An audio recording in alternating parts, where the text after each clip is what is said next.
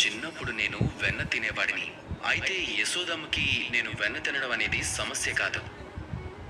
కానీ నేను వెన్న తిన్నప్పుడు, వెన్నని దొంగిలించినప్పుడు, ఏ విధంగా అయితే నేను ఇంట్లోని స్వచ్ఛతకి భంగం కలిగించేవాడినో, దానివల్ల యశోదమ్మకి చాలా కోపం వచ్చేది.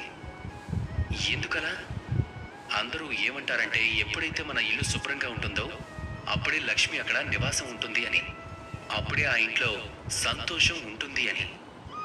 అందుకే యశోదమ్మ చాలా శ్రమించి లోపల అలాగే బయట ఎప్పుడూ శుభ్రంగా ఉంచేది.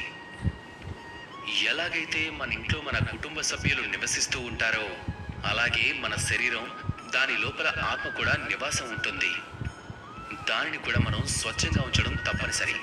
ఇప్పుడు దాన్ని స్వచ్ఛంగా ఎలా ఉంచాలి?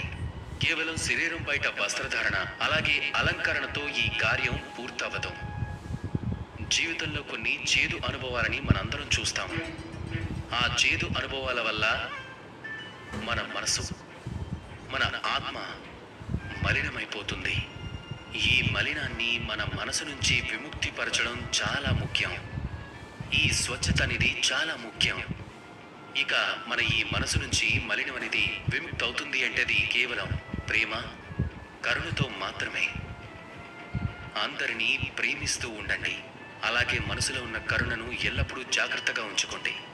ఎందుకంటే ఎప్పుడైతే ఇల్లు స్వచ్ఛంగా ఉంటుందో అప్పుడే లక్ష్మి నివాసం ఉంటుంది, అప్పుడే సంతోషం కూడా ఉంటుంది. అదే విధంగా మన మనసు స్వచ్ఛంగా ఉంటే అందులో సంతోషము ఉంటుంది, అలాగే శాంతి కూడా ఉంటుంది. కాబట్టి ప్రేమిస్తూ ఉండండి, అలాగే మనసులో కరుణ భావాన్ని సజీవంగా ఉంచండి. ఇక నాతో పాటు ప్రేమగా చెప్పండి, రాధా కృష్ణ.